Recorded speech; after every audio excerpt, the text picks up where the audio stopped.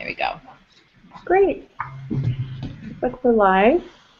So thank you so much for coming. I don't know, Kathy, do you expect that people will be joining in virtually as well during this time, like just kind of popping into the Google Hangout, or? I did send a few invites out, and I'm just waiting for them to come in. Yeah, sure. Okay, that's great. Okay. Yeah, that's super. I mean, however it goes, and I mean, I've experimented a little bit about this sort of with this medium, and I do find Hold on. that Here, you're saying hi. Oh, hello. Hi, Ian. How are you? I've been talking about you all day, so. Oh God! Don't believe. No. Okay. All day. All right, have fun. I'm going to do my session. That's great. Has it been going well? Huh? Has it been going well? Yes, I made LED name tags earlier with my son. My little 3-year-old was helping cut out stuff, so. That's awesome. Did it go well? No, he had a blast, so. Good. I'm doing Mozilla Popcorn now. Oh, fun. But I got a bunch of people that want to know about how to make, so I said you're That's great. Super. Well, I'm hoping it'll just be a really nice and interactive conversation. Oh, it'll be Have fun. a good session, Ian. I'll see you. I'll connect. That's great. Okay, so it seems like we're a small group, and I'm really hoping that this can just be a very interactive conversation. I'm not sure whether you all have devices there or if there's a way. I did pop into the group chat a Google document link, a hyperlink. Yep. And Kathy, I don't know whether you can grab that and share it with the people who are like in this room. And the reason I'm sharing it is because I just think it, as almost sort of as a de facto back channel, it would be really nice for us to collect all of our thoughts and ideas and maybe sort of create during this next like 40 minutes an annotated sort of resource to which we can all refer in future, but that we can then also share with colleagues and friends and share it out virtually, tweet it out, whatever, and it can be part of the archive, from your conference as well. So. I am trying to pull it up. The Wi-Fi here, for whatever reason, is, they have every tech geek in the radius, the 50-mile radius here. So right. moving a little slow. Let me just hold on. Here's what I can do just to maybe speed it up a little bit. I'll just get a tiny URL. Hold on one sec, okay? Okay. Thank you. No problem. And then that way we can get started and just to sort of have that as a space where it's kind of like a scratch pad for us. Sure. Okay, so if I just go back here.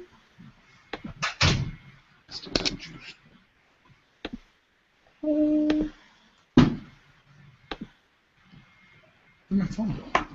I was using it to call someone. Awesome. Hi, Michelle. How are you? It's great to be here. Hi. Hello. I'm well, thanks. Oh, hey, Greg. Sorry, I was also, at the same time, I was trying to grab a tiny URL. So 1 second. Let's see if that, no, it didn't work. We'll try to grab a bigger one next time. It'll be easier. Yeah, right, I know. Then I'll be even less able to talk and copy and paste at the same time. Okay, let's try this. No, it's not. Oh, copy paste not working. Okay, so let's just see.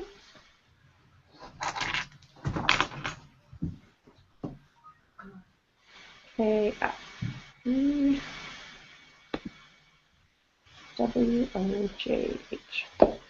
Okay, that I can surely type. So I'm just going to put it into the group chat. No, I guess I'm not typing into the group chat. For some reason. Yep, it's there. There's a Google Doc link that but we she see. can do the tiny. Yeah, and I just wanted the people who were present to be able to access it. And I was going to. What's the tiny URL?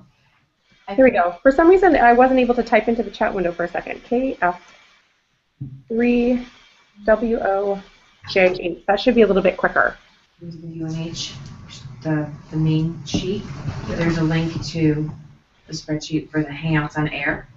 Okay. And then her link is right there. So you just have to go into the UNH, the main page.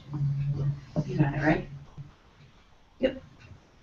I'm still working on getting on the internet. I gave up on that. Okay, we're almost there. No, that's fine. I'm sorry. I just thought it would be really useful for us to have this space where we could Into the EduTech? Collaborative app. Michelle, we have to teach you how to start customizing your tiny URLs. Yeah, right, I know. I was just doing it so Oh, you quickly. did it just now. Okay. Yeah, I just did it right now because for some reason, I kind of had it in my head that everybody would be participating in the online space and that it wouldn't involve people who weren't in the Google Hangout, you know, like my brain. Well, no, we threw this together. Just so Go there.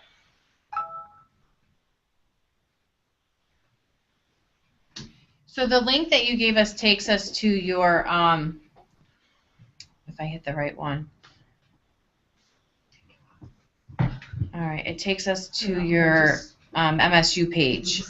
Yeah, so that's a blog post. Yep, and it's off of that we can access it? No, sorry. Okay, you know, That's I what you gave me, yeah. so I made this other Google document Yep. that I didn't share before, and I just thought that we could. we can share a Google Doc right within a Google Hangout too. Yeah, Do you want me to do that, Michelle, or no? that would be. I mean, I put the link, Greg, just right into the chat. Okay. Yeah, it's right there. Can you grab that? Yep. Type it in manually. The old-fashioned It way? comes out. All right, we're not going to look at you, so feel free to pick your nose. We're looking at the doc. That's really fine.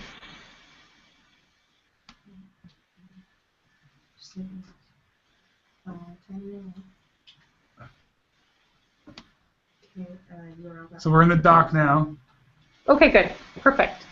So long as you, I guess, have access to that, then I can be typing thoughts while we're all kind of talking.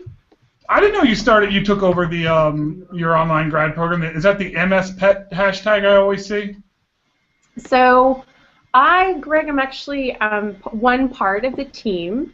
So I'm directing part. Basically, it's a graduate certificate program. So I'm not the director of the master's degree program, but I am. Program. Yep.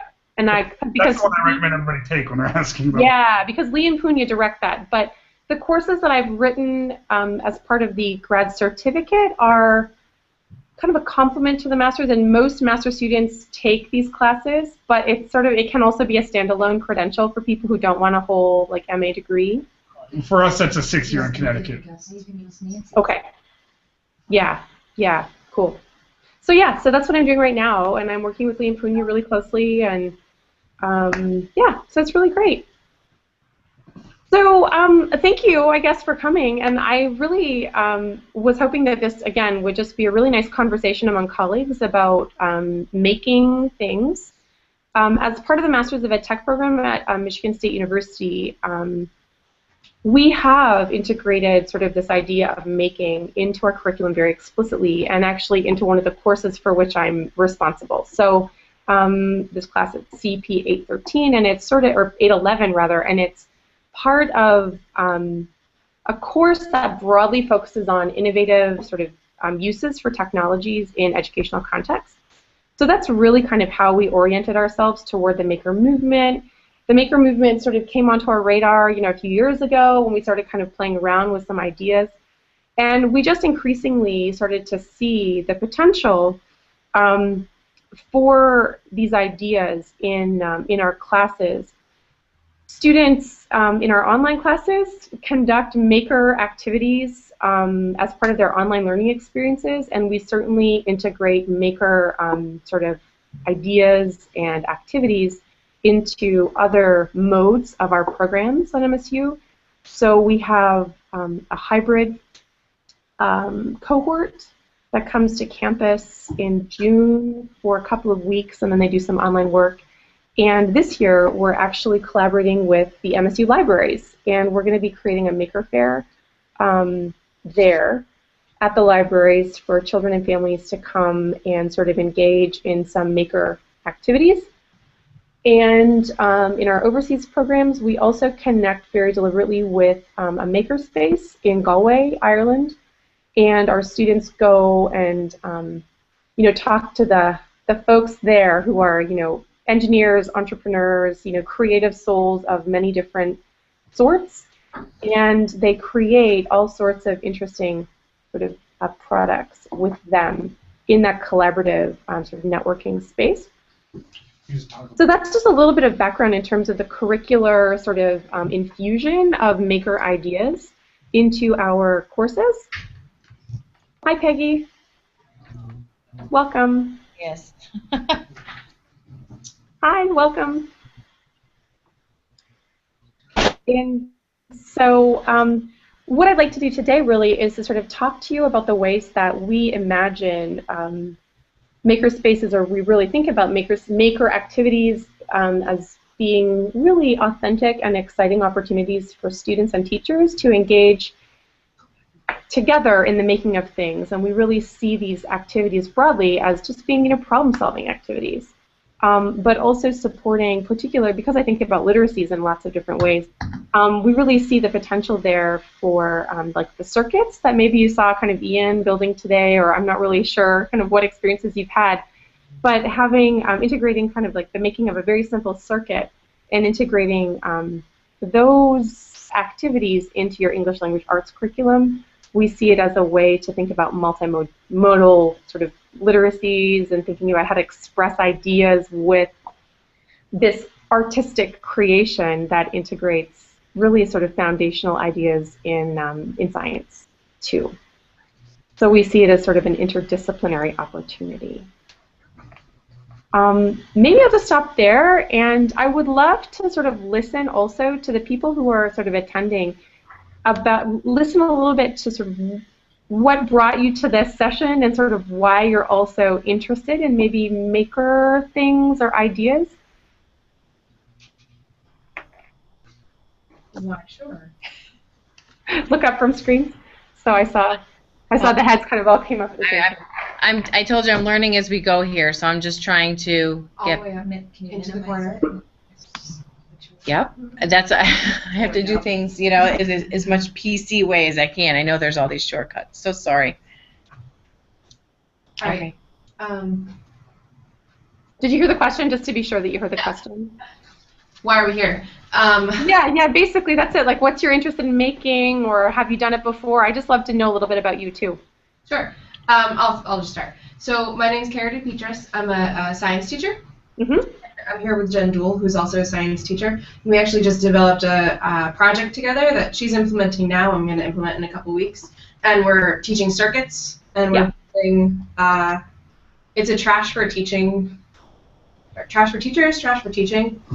project, making lighthouses, kind of, just with a couple cardboard box, a couple of rooms, but simple circuits around the outside with switches. Yeah, cool. Street lights to wire circuits. Both one, they're building a house, so they draw the blueprints, and we're talking about all of that. I have construction of a new wing of a school right outside of my classroom, so we're constantly talking about construction because we like to look at that instead of look at what's happening in the classroom. So I think we bring construction straight into the classroom, especially with the circuits. It's very easy with the old Christmas tree lights to wire things together. I love it. So I think for both of us, it's the first time that we're making in the classroom. Mm-hmm. And it's a little bit of an experiment. Yeah. But we're excited about it. A lot of my kids are they don't like tests, they don't like any of that, but they like hands-on and working with things, and they get really excited when they come in from like wood shop with this thing that they built. It's a kid that will not sit still in the classroom at all, but wood shop is a phenomenal thing, so why not use the curriculum and have them do something that they enjoy doing. Yeah, and I mean that's just such a critical point, and as a young teacher, I'm really encouraged to hear you just absolutely understanding and knowing how important engagement and authenticity for kids truly is to the things that they'll take away from your learning together. And I think that that's a huge benefit, right, of this. I don't know that there's a ton of data to substantiate that. I mean, but there is obviously a lot of great empirical work that does tell us how important authentic engagement is in students' learning processes. And I mean, and this is an opportunity for those kids also who come in from woodshop to really to shine, right? I mean, they probably will have a lot of background knowledge that they can leverage. And in thinking about sort of disciplinary literacies, right, that's a really important part of any kind of learning, it's an essential part of literacy, reading and writing. I mean, if you can help kids to sort of recognize through this process of making the importance of leveraging background knowledge to think about, right, what it is that they're going to be creating, then you're encouraging them, right, to develop these habits around understanding. And I also, just in response to what you were saying, wanted to highlight the importance of design thinking. And so, you know, it's an experiment for you, but that's the beauty of it, really. I mean, you're going to be modeling for them your own sort of process. So to the extent that you can probably think aloud for them and model your own problem-solving process as the teacher who is doing this thing for the first time, I think that will really encourage and empower an iterative sort of design mindset as the kids are engaging with this process, because they're not going to get it right the first time. They're going to have to isolate variables. They're going to have to think about, like, what just went wrong? How is it that I can make this better? You know, and so if you can also model that for them and think aloud as you say, okay, so I've set this up and I thought about it in the following ways, and here's how I think it's going to work, but let's test it out and see, then that's the kind of thinking I think we want kids to really be doing. Yeah. So that's awesome. That's such an exciting project. Thanks. Who else has thoughts? I've only done reading on maker spaces. I'm a school librarian, and I'm interested in having that concept in the library. But I haven't. So this is so exciting. Now, do you have any kind of space in your library already that would be considered a maker space? No, no, but I might be able to move things around and redesign the space. Yeah, so I've come to understand this year only, actually, through my interactions with the MSU librarians, the entrepreneurship librarian, and the education librarian, that this is a huge and exciting movement in information sciences and also in libraries, right? Yes. So this is something that we're really trying to sort of tap into as well. The one thing that librarians at MSU, anyway, have been talking about is getting like a MakerBot into their space. Is that something that is of interest also to you, like a 3D printer? Yeah, I'm competing with the tech ed department. For the budget to get that in, yeah, right, I know. I want it in their department, and I want it in mine, so that it would be available to everyone, not just kids taking tech ed. You see, and that I think is the real value, right, of putting it in the library, right? Because then the library becomes this learning and making and design hub, and it becomes a space of sort of critical inquiry and thinking in ways that it couldn't necessarily be, right? When it's isolated down in the wing of a school that's only for, you know, tech ed or whatever. So I'm with you on that one. I think that there's just a lot of potential. Yeah, I hope so. Yeah, that's really great. So I have very limited, I will just say that I have very limited experience with like MakerBots or 3D printers. We are getting one, and so it will be an opportunity to really play around. But there is like a very vibrant sort of MakerBot or 3D printing community sort of in the larger maker community of educators who are really trying to integrate that. So that's something that we can put into our Google document. I was just saying that if anybody had any resources to pop in there, that would be great on 3D printing and networks of educators who are also doing that. We have, in my district, I'm in Windsor Locks, we have, our tech ed department is crazy. We've got like 6 3D printers, I think. It's, Wow. yeah. And how are people using them? For 500 students. Wow. Yeah. They make stuff all the time. So like one of the tech classes, and a lot of kids take tech classes. I don't know the percentage, but a lot of them do. Next year, they're going to spend this semester making their own flip-flops that are custom designed to their foot. So Wow. they're working with all the materials to like make the cast, and then like figuring out think he's looking for something that they can use on the CNC. And then so it's a combination of a lot of different things. Mm-hmm. But we have a couple teachers who really like making things. Yeah. Which is great. Does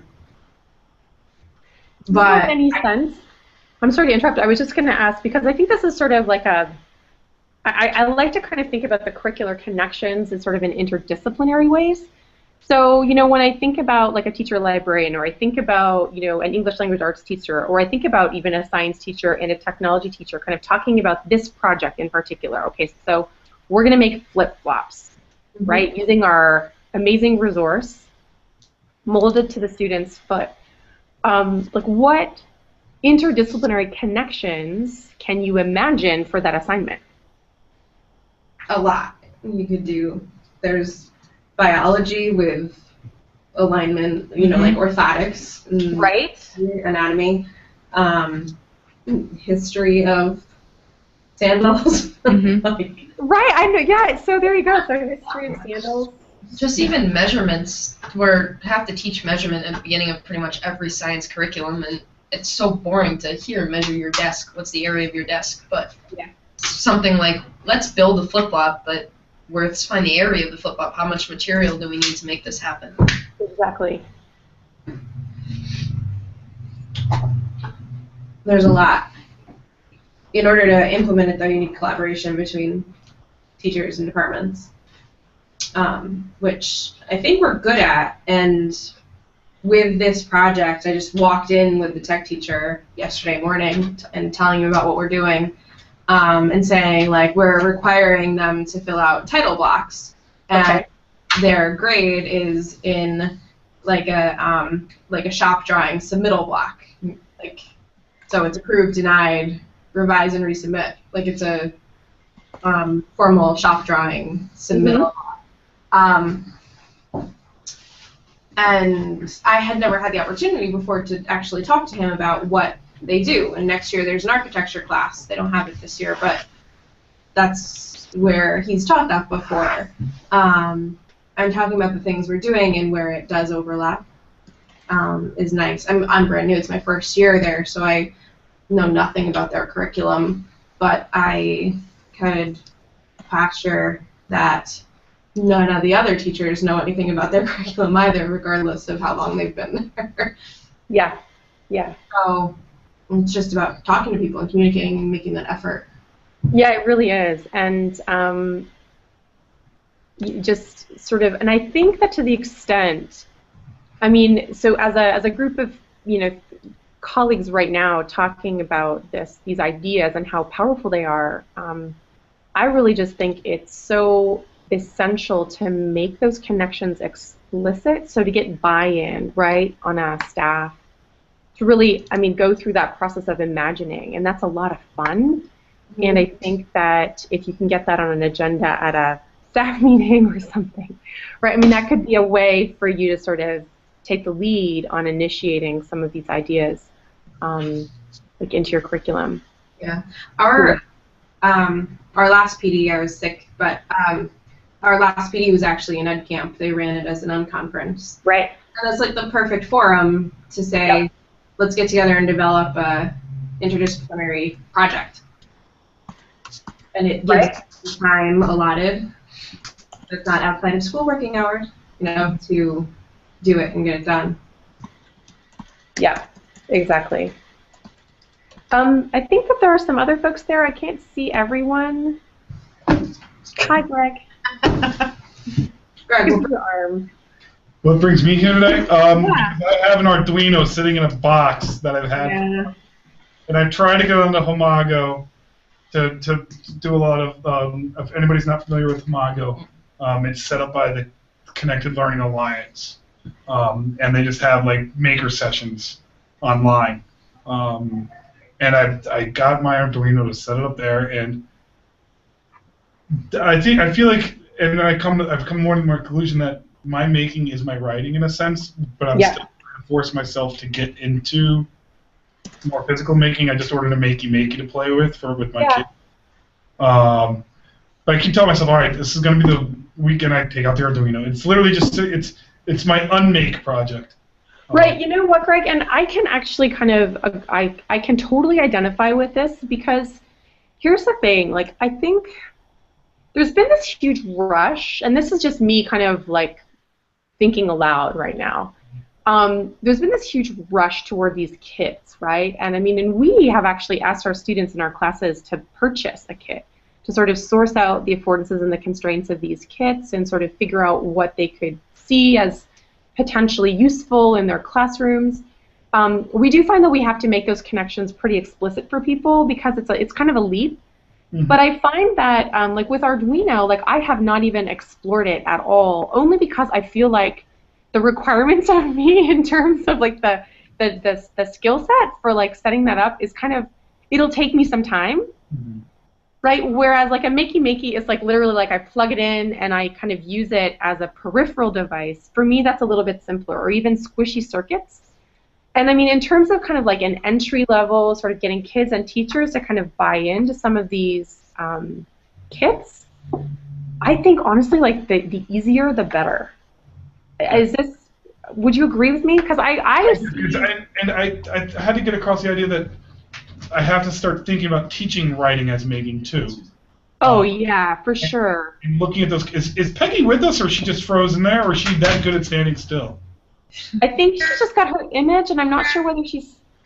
Okay. I'm here. Oh, hi, Peggy. Great. No, so there's that element. Like I spend a lot of my time, if I have free time, it's going to be on either academic or personal writing. I'm trying to. Now that I have, a 5-year-old, 2-year-old, and 1-year-old, trying to think about, well, how do I encourage them into like their own kind of creative endeavors in play, and I want to just keep that play aspect, I guess. So I guess I come at making more from a parental perspective than teaching perspective. Mm-hmm. We have a Gear Up grant. I think you guys do too at MSU, but I've been trying to look at, can I do this with my Gear Up students, which they're in 8th graders going into 9th grade. But the kits are also prohibitively expensive too. That's the other issue. Like I haven't found the basic Arduino set $70. Yeah, no, it's expensive. I can't afford 150 of those for my program. I just can't. No, not at all. I mean, I just actually ordered as a low tech thing. I mean, I just ordered some stickers. Have you seen these circuit stickers? No. Okay, let me just find the link. I'll find the link and put it in. But anyway, it's basically like these are these little stickers that you can sort of use to make circuits, and I think there's huge potential for them because, right, it's on paper, and I'm really seeing, like, in our students, I mean, particularly for people who just really aren't sure how they would integrate, like, an Arduino or a Makey, I'm seeing this as really potentially cool because you literally, like, pencil lead, right, can conduct electricity, right? And so with a sticker, like on a paper, and I haven't played with it yet because they're in the mail apparently, right? Like you could integrate that so easily into writing, right? And that would be such a creative, like artistic project for kids at home or for elementary level students. I just think there's a ton of potential for these little stickers, these circuit stickers. And Arduino just came out with a paper-based breadboard, which is, I think it's $4 a sheet.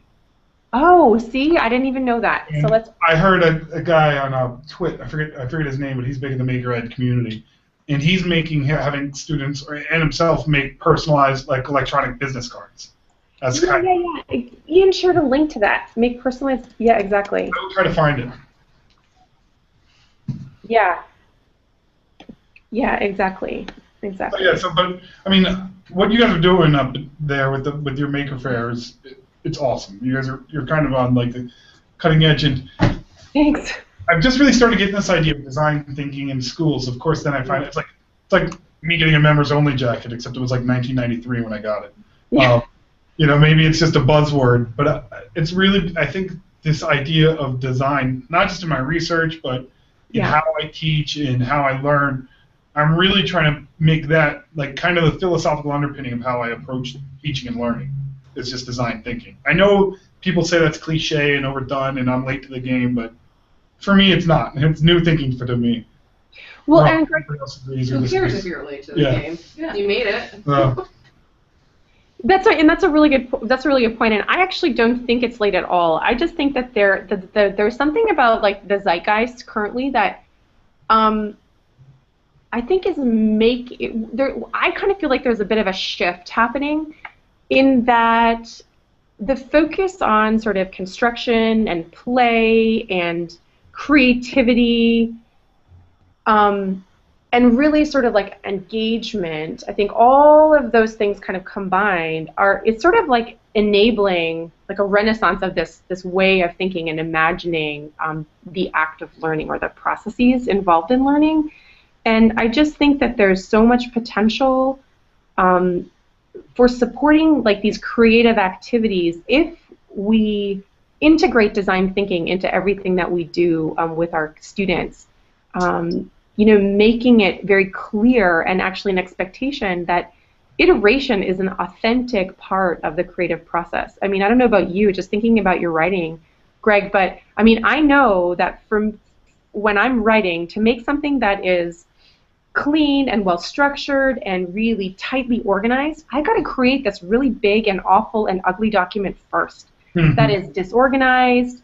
It does not have really the structure that I really know is it's going to get there, but it's not there. And like there's that whole process of revision, right, is part of design thinking and iteration and prototyping, getting feedback, right? I mean, this is just all so essential, and I think it's a very, very logical connection to between design thinking and writing. That's so and of course the scientific method and all of these things, right? The risk-taking of creating a bad piece of writing first, or the risk-taking of, I don't know exactly how to do this, it paralyzes them. That they're so afraid to be wrong, which is ridiculous. And they'll leave questions blank on a test, but they're so afraid to be wrong when it comes to actually something in front of them that they'll not to go through the creative process. And it's so hard to convince them that there isn't such thing as wrong and there isn't such thing as failure. The creative process is a constant development and change. Yep. It's hard to get past that risk-taking need for them. Peggy, why don't you bring that up, what you just posted in the chat? This concept. Yeah, our department is knocking out their first floor of the library. Not the entire first floor. They're going to build a big, gigantic maker space. So I had to think about more about that. Your hotel room in Dallas doesn't really have much bandwidth, I don't think. Okay, can you hear anything I just... Oh, I think we lost her. Yeah. So what Peggy, for those watching live out there, she posted a comment that there's a connection with making and design thinking and having students collaborate on digital stories. Yeah. And you did. I mean, writing is making in that sense. Especially if they're like, for example, make interactive ebooks. You can see them having to do a wireframe and planning it out. Storyboard. Fancy wireframe is a fancy way of saying storyboard. And I could then see them, iterating over and over again until they were really making those kinds of interactive books. And we were just talking about in the other group how looking at online open ed resources, they really do exist from 5th grade up. But I think we need for digital stories and digital ebooks from grades 5 down to K. I think as a community we have to really come together and make those resources because they truly don't exist. Yeah. So I think Peggy's absolutely right. Yeah, I completely agree with Peggy's assertions too and her connections there. Like I absolutely, and and so I guess the question then becomes, right? I mean, like building on what we've been talking about already. The question for me then becomes, okay, so how do we integrate these ideas and these ways of thinking into our schools, and what can we do to promote or to sort of break down, right, these notions that kids seem to have sort of internalized about it's not being okay to iterate, it not being okay to produce something that isn't perfect to start. I mean, how do we model a different way for them? Well, I've done a good amount of work lately, and what I'm trying to, I don't know, I just really like it, but in figuring out how to develop a growth mindset. So grading practices are one thing. So just starting with, and I'm starting this 3/4 of the way through the year, so next year will be different, of course, but every year is different, right? Yep. So everything they hand me the first time is a draft. So there's no final grade on any draft assignment, or like there's nothing the first time is a final grade. Yeah. So getting that started, just the mindset of you are going to work on something, then you're going to work on it again, and then you're going to work on it again. Yeah, exactly.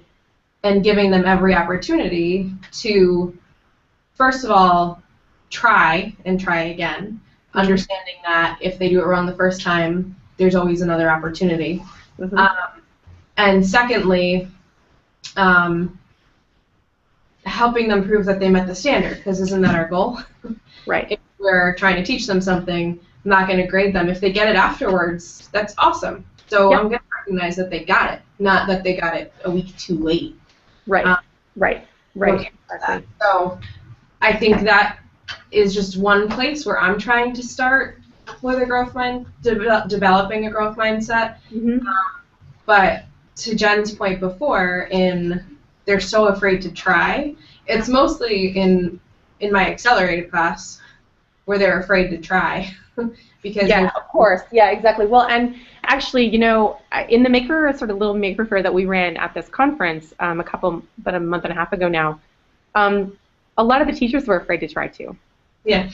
And I think that's important because as a community, right, we are a community of people who want to get things right and we want to do things well. And I think that it might be a lot of fun, actually, as part of, your staff meetings or whatever, to play, right, to bring in some maker activity and say, let's do this together. Let's explore what this feels like, and let's imagine, right, the curricular connections that we can all see to this work. Let's map this onto the Common Core if we have to make those connections explicit. But look at the value in this. We need to learn to iterate. We need to learn to revise. Because, if one of our responsibilities is to apprentice our students, right, into expert ways of knowing and understanding, then we absolutely have to make those processes explicit to our students. I mean, electrical engineers, mechanical engineers, right? I mean, they prototype, they iterate, they don't just put the bridge up and say, hope it works, right? I mean, that's just not how things go, right? I mean, we have to, right, engage in a conversation with a community of peers, with a community of other experts. And so I think that we have to really kind of blow up these paradigms of, not taking risks and not collaborating, and, that's not going to get us to where we want our kids to be, right, ultimately, by the end of their schooling. And then the other thing that I'm trying to do much better with is just recognition of the try. Yeah. Yeah. You tried. Good job. Yeah, and that's where the praise comes, right? Like, you get praise for trying and making an effort. Yeah. Right. Exactly. Praise for honest and authentic self-reflection. Understanding where they are in relation to a learning target. Yep. Saying, well, I've been sitting in class and I handed in my work, so I'm an expert on this. Right. Actually recognizing that they need to work more, or they need more from me, or that kind of stuff. But I feel like the culture is where we get them to be comfortable in trying. Yeah, that's right. You can't wait for the culture to be there before you start you have to build it. Class. Yeah, no, that's right. You've got to build it. You've got to at least build it right in the place that you can control, and then try to sort of build it within the school community.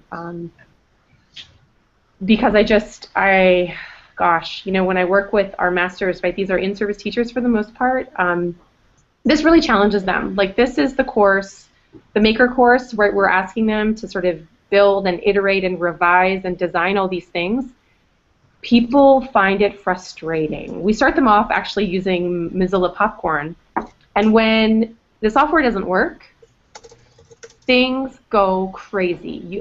People just get so frustrated, and it's not because they aren't capable of iterating, or it's not because they're not able to to actually do the thing. But if the technology doesn't work, it's like they're so afraid that they're gonna not get an A, or because the technology is failing them, and it's like there's the risk taking just feels too great all of a sudden.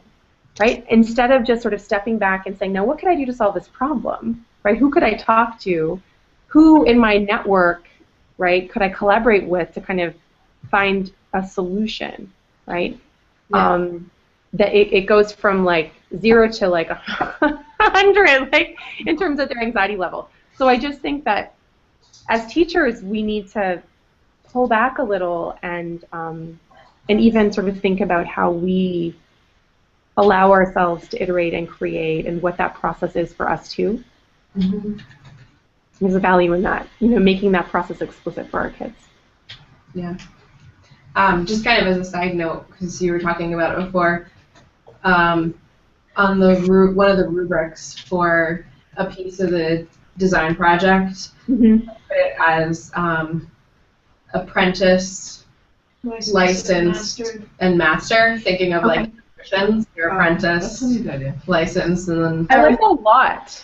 Everything's free. And that may be a way to sort of get the tech ed people into your library, if that's what the rubrics look like, right? Yeah. Everything's not phrased as in you're going to hand into your teacher. It's you're handing it into the city, handing your blueprints into the city inspector. Your head it's all phrased talking to them like they're the contractor, like they're the electrician. So for the next week, I'm not your teacher. One day I might be the city contractor. One day I might be this, but you are the realtor. I'm the realtor. I'll be evaluating your design. Yeah, no, I like that a lot. That's a great insight, actually. Just those little turns of phrase, right, and can switch mindsets, I think. So, and that's a great suggestion. So we're gonna pretty much. I mean, it's pretty much final. We can send you a link to it if you're interested in what we. That would be amazing. Actually, if you could pop it. I mean, it's a Google. I'll do that right now. If you could Google document, that would be amazing. Actually, if there's a hyperlink. Oh. We can't. I'm just gonna write a little note. Are there any other? I don't even remember really what time our conversation is. 1:30. So okay, perfect. So we just got a couple of minutes. Are there any other questions or? Are you trying to talk? I was just going to say, are there any other questions or things that we can talk about in the last 3 minutes? No, maybe not.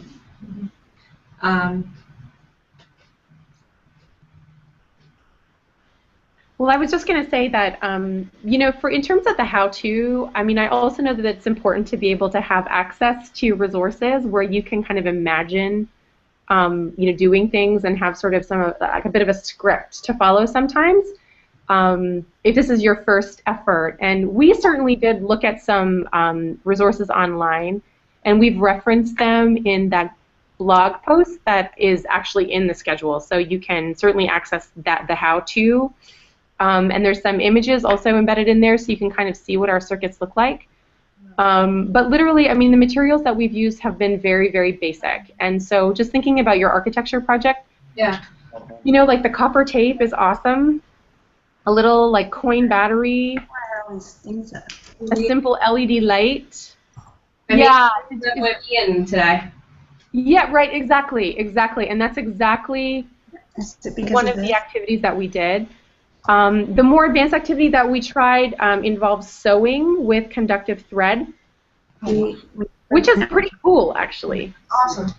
It's super cool. So, and it was really fun to sort of listen to teachers say things like, ooh, I could sew, lights into this, quilt project I'm making. Or, they started to sort of imagine other ways that they could integrate these things into their curriculum. But, and then people saying, ooh, I could integrate, something into, my shirt, or, all these kinds of fun things. So I think that once you get started, the applications, right, become really obvious. I am putting the link to our project in the Google Doc that we. Oh, thank you so much. That's great, Jen. Thank you.